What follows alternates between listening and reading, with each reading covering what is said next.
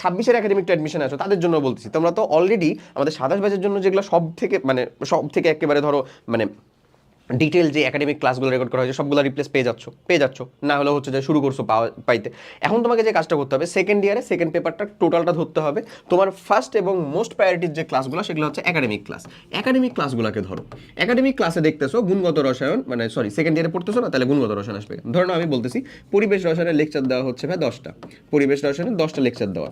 তার মানে তুমি এখানে কতদিন টাইম ইনভেস্ট করবা বলো তো? 10 days, nothing else. 10 days time invest করো, ঠিক আছে? 10টা দিন হচ্ছে যে টাইম দাও। পরিবেশ কেমিস্ট্রি তো চ্যাপ্টার কম ভাইয়া, 10 দিনে যদি তোমার একটা চ্যাপ্টার কমপ্লিট হয়ে যায়, 10 দিন মানে কিন্তু সাইকেল ওয়াইজ এটা যাচ্ছে, কমপ্লিট হয়ে যায় তো সমস্যা কি? যেমন আমি ধরো আমি জৈব রসায়ন কমপ্লিট করছি, জৈব রসায়নের ভিতরে লেকচার নিছি হচ্ছে 12টা, ধরে নাও তুমি এখানে কয়টা দিন টাইম ইনভেস্ট করবা? 12টা দিন। এবং ওই 12টা দিন কি হচ্ছে যে টানা 12 দিন খালি solely জৈব রসায়ন? নিশ্চয়ই না। তুমি এখানে কি ওই যে বায়োলজি, বাংলা, ইংলিশ, বাংলা আইসিটির সাথে সাথে হচ্ছে যে ওই যে একটা লেকচার কমপ্লিট করবা।